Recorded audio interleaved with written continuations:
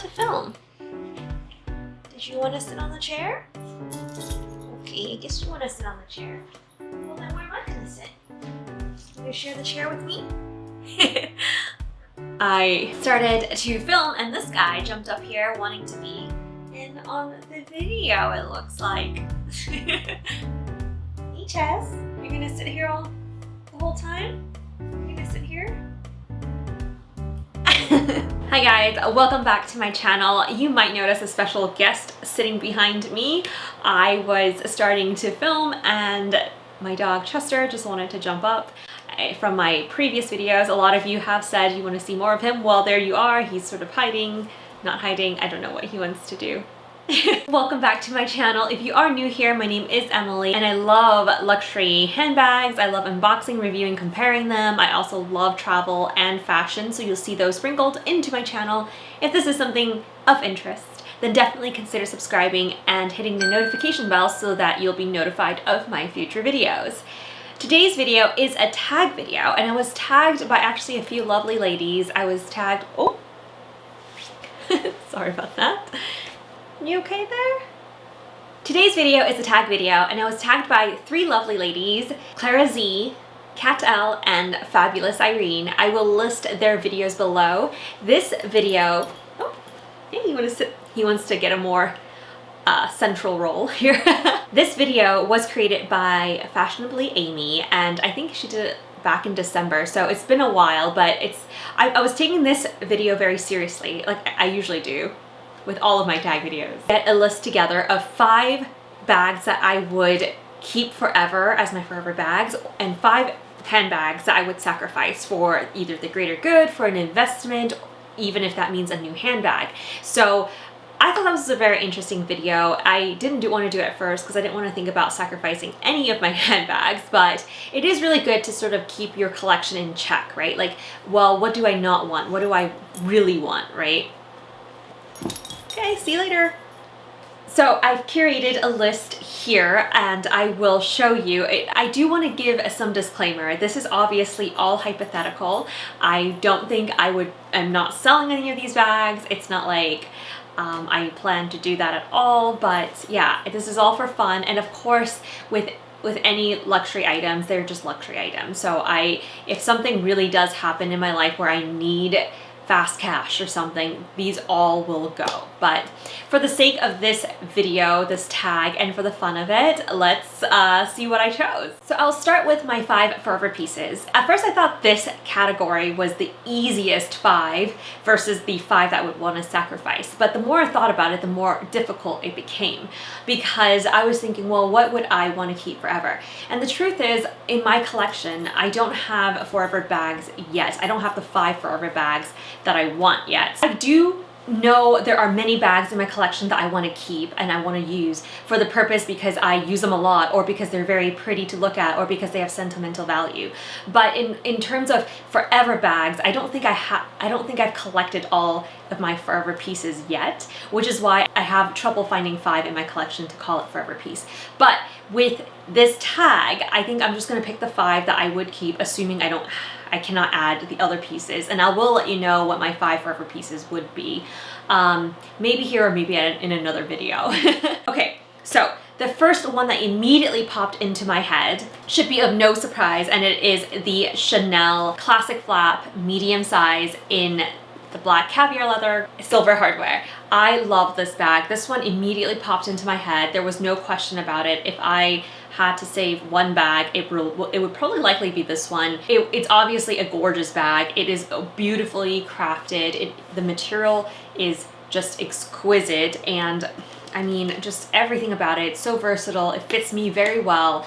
Crossbody, on the shoulder, long on the shoulder, short on the shoulder. I mean, you name it. For me, this is like the perfect bag length, size, and shape. I also bought this in the Rue Cambon store in Paris, and it was my first Chanel bag. And I mean, that just holds sentimental value itself right there. Not to mention, I think because it is in caviar leather, I feel less worried about using it, even though I don't think I use it as much as I should. Anyway, this definitely makes it on my forever pieces. It will be my forever piece. It's one of the ones I was able to hunt down and get for my collection. The next forever piece is here. This is my mini Lady Dior, and it is in the Lotus pink color, which has a little bit of iridescence to it. I believe many of you have seen this before if you've watched my channel. I got this, I think, well, now 2 years ago almost. It was when my husband and I went to Australia for a few months, and he bought this for me for my birthday. It's the first and only bag he's ever gotten me, and this bag just makes me so happy. Every time I touch it, every time I use it, every time I look at it, it just makes me very happy. I don't use it as often because it is very delicate lambskin, and I have gotten color transfer on it before, which I've managed to get out. But yeah, it is a very, very delicate bag. I use it for like very special occasions, and I mean, it doesn't matter if I don't use it very often because it holds such a big sentimental value for me, this piece. So I think it's also a very unique classic style, and I think it will, yeah, I wouldn't mind having it forever in my collection as well. So yeah, it's a very cute one. It's just, yeah, I don't know what else I can say. I just love it. All right, the next one on my list is my Louis Vuitton Alma BB. This one is in the Dame Ebene coated canvas, and it is with that treated leather. I love it a lot. It is my first Louis Vuitton piece. It's actually my first luxury handbag that I've ever purchased, and I bought it at the Champs-Elysees in Paris, the flagship store. There's a whole story behind it. I've talked about it before, so I don't want to repeat myself, but it does hold a lot of sentimental value, and the fact that it is this treated leather as well as the very durable canvas makes this bag very easy to use, and you know, I mean, just this is one of the earliest styles that Louis Vuitton made, so again, this is very classic, and so I could see it as like a very good forever piece. It is quite roomy on the inside, and it does come with a crossbody strap, which I think it's slightly too long for me, so I usually have to like put a different strap onto the bag. But you know, honestly, you could, because it's removable, you can put any other strap on it that you want, and yeah, you can also use it handheld. There's enough clearance for you to put it on the crook of your arm.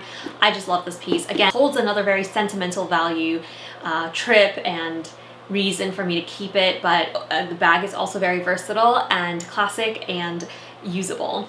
I would be more than happy to keep this in my bag collection forever as well.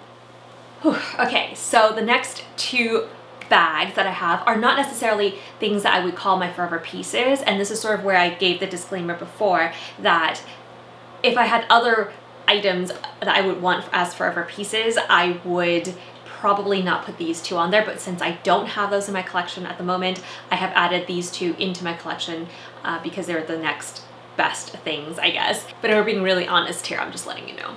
I'm gonna pick my Louis Vuitton Pochette Metis, and the reason why I'm gonna pick this one is because I do use this quite a bit. I got this in Hawaii during my first conference there, and I did like managed to find it like just randomly. It was sold out everywhere, but they all of a sudden had one in a different island and they transferred it in. So yeah, I love this one. This one was so hard to get at the time, and I mean, I think it's available now on their website, but you gotta go check. Anyway, this one, again, it is the Louis Vuitton monogram canvas, so very durable. You can pack it in your suitcase, which I have done before. I love taking this to travel, and it can fit a lot. It does have the little top handle right here and a crossbody strap. The crossbody strap is very nice in that it is adjustable.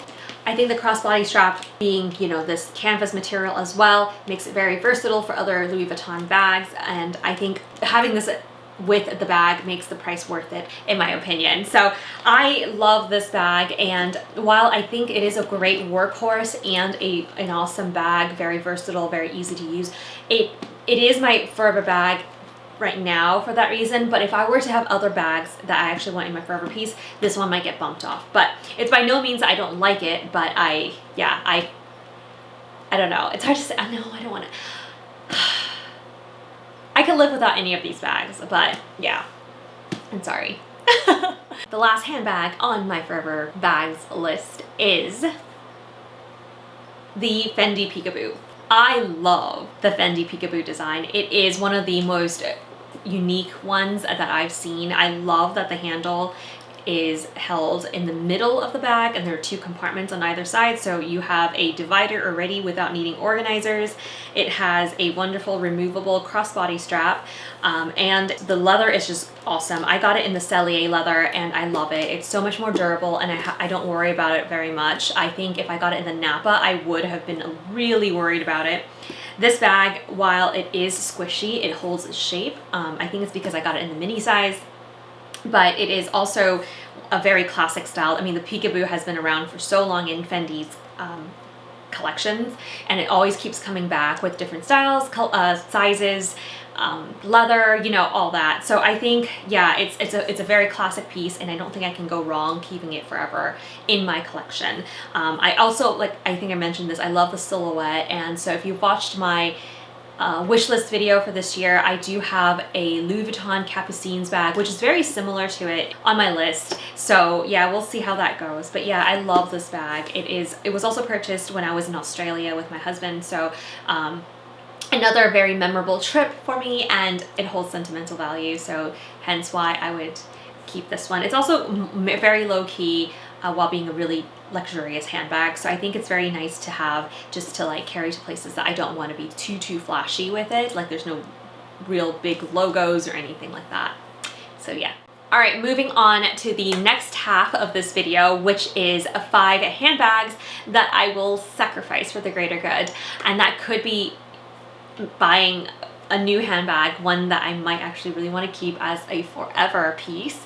So yeah, this was a really hard choice, but I came across this list much easier once I justified that it was going for a greater good, for like a bigger cause, right? So, I mean, that could be like, you know, I need to get a new car because, you know, I don't know, whatever reason, I don't know, or I need to go, I don't even know what this would be. I mean, anyway, if there is something very important, I made sure that I was able to find 5 to do, to get the job done. So these 5 had to be something that I know would sell for some money, and I could see myself being okay with the rest of my collection if those weren't in my collection. But I would never let it go, you know, in reality. Hypothetically. All right, so the first bag on this list to sacrifice is my Chanel Business Affinity. Oh my God. Hurts to say it. I love this bag. I used it so much when I first got it, and I still do every so often. I love the color. I love the style. It's one of my favorites. But I know that this is a bag that Chanel still sells, and they come back with it. It's not a classic piece, but they do come back with it almost once a year, and they always come up with new colors. Now, the bag is very unique in that it has a top handle, it has this chain strap, and it has a crossbody with a leather piece here to make it more comfortable. It has a slip pocket in the back. And I think, so like, yeah, I don't know why I'm telling you about this bag, but the inside of my bag is leather lined, which it no longer is anymore. I think it's all fabric lined now, so I mean, it makes it very special, and I think it will sell. I think Chanel sells much easier, and especially if this is something that Chanel still sells in their store, I think it would be a very easy bag to sell, so that I think I can still get money and I can get it quickly. Now, this bag does hold sentimental value for me. I did get it when I was traveling in London. I got it at Harrods, and I actually do really like it, but one of the things that I think for me is because I am a little shorter, I have to adjust the chains here because this strap is not adjustable. I have found a way to do it, but it's not the most convenient. I don't know. I guess I would let go of this one before I let go of my classic flap, for example. So that's sort of how I came to this conclusion. The next bag I want to show you is my vintage Dior saddle bag in the oblique color. This bag is, I mean, it's so unique. I know Dior came out with other saddle styles. I have the sort of like clutch version. It's still a really good bag, but you can change it to a clutch by removing this little strap here to this side. I've never worn it as a clutch, but I have worn it on trips because it's so easy to pack. It's so lightweight and it just squishes down. I've even been able to wear this across my waist as a belt bag as well. So it's very versatile. The reason why I'm gonna sell it is because I think I could get I could sell this pretty easily. Like I said, this is something that Dior still has in their collection. And because it is a vintage piece, it is less likely, or it's probably even more likely that somebody would want it, because Dior doesn't actually sell this style. It just sells the saddle design. So I could see somebody wanting this one. Plus, I've gotten requests from some of you like asking if I would sell it. So I know it will sell. But yeah, I always like to have a unique design, and I love the oblique design, and this is my only oblique design piece in my collection, so I don't know, I hadn't thought of selling it, but if I had to for a greater good, I think this one would be one that I would let go. The next one on my list is the Dior Diorama. I know, 2 Diors in a row. Whew. This one's tough because I love the color. I love the canage, the micro canage, and the large canage. So this bag has little micro canage designs all over it, but you can also see this big canage piece. It looks like a book on the side like that, and it's just so well made, so well constructed. I love this snap close you know, design. It is leather lined on the inside. It's so gorgeous. Oh my gosh, now that I'm looking at it, I don't want this on this list anymore. I don't know. Maybe I can take it off. No, I don't know. Let me just get, I love this chain. It's like, it's lightweight, but it looks substantial. This bag is very similar to the Chanel boy bag, and it has an adjustable strap right here, or adjustable, yeah, strap right here.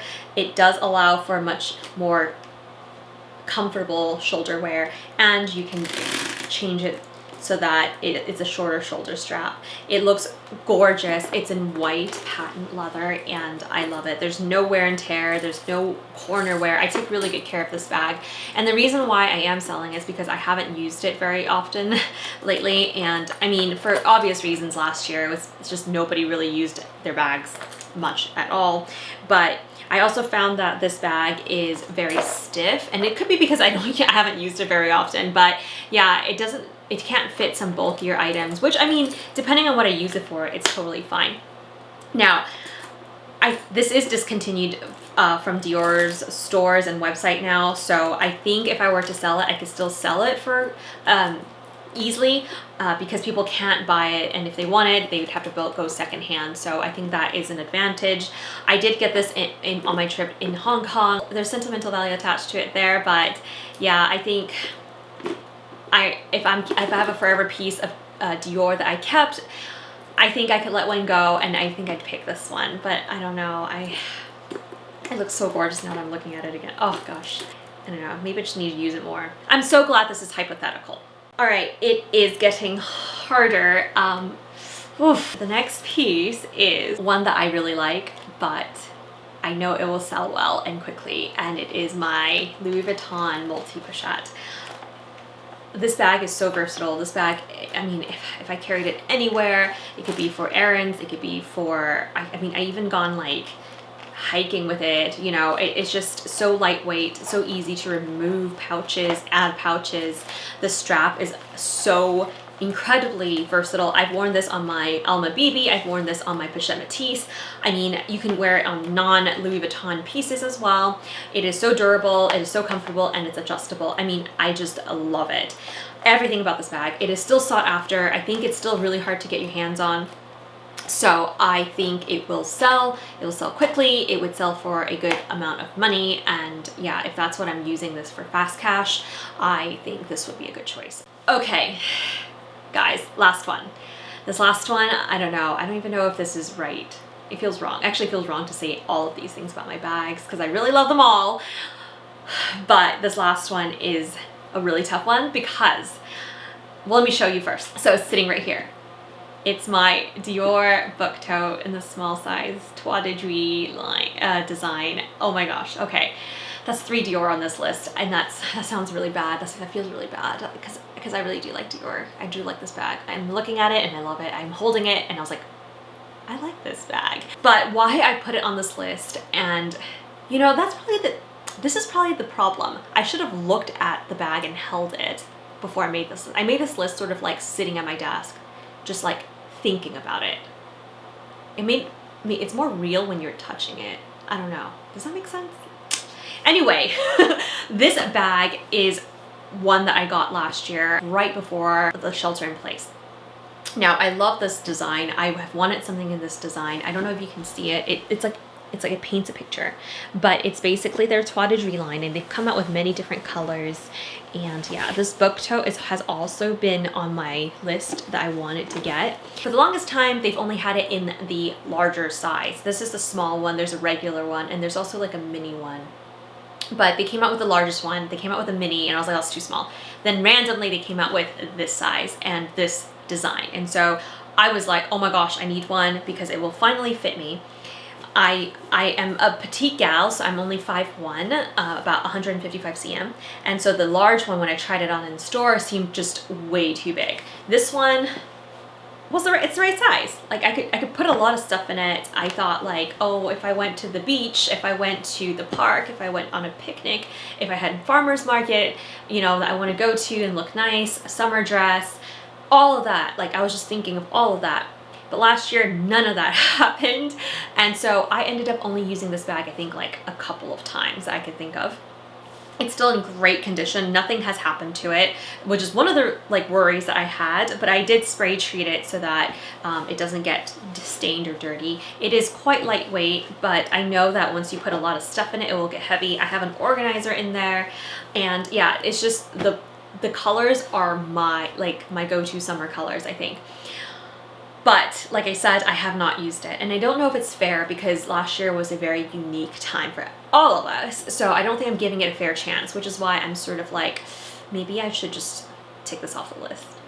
But I do have some totes, and I do have totes that I can make work, and I know that because Dior, like I said, still makes this bag, still sells this style bag, that I know that I could sell it as well, and you know, it'd still be relevant and somebody would want it. So if I had to get, you know, if I needed cash, I probably will sell this one.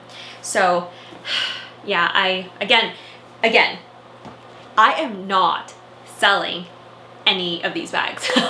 It is hypothetically speaking, and it's for fun, but yeah, it's really interesting to see what I would choose. And you know, at the end, actually, I was having a hard time finding, like I said, things to put on my forever handbag list, because I was like, well, I could, if something really bad happens, I could get rid of all of this stuff, you know, so that I could do some good with the money, right? Like I know that, which is why I'm like, well, then nothing's gonna go on my list because they're all gonna go. Anyway, I do have a list of 5 forever pieces that I would want in my collection, which I don't have yet. I'd probably make a separate video because this one's getting quite long. So if you're interested in seeing what my 5 forever pieces that I would want, I think I have one of them there, but I have maybe a couple of them there. But I do have a few more that I don't currently have yet. So if you're interested in that video, stay tuned, and I'll try to make it soon. I hope you guys enjoyed this video, and I'll see you guys in my next one. Bye.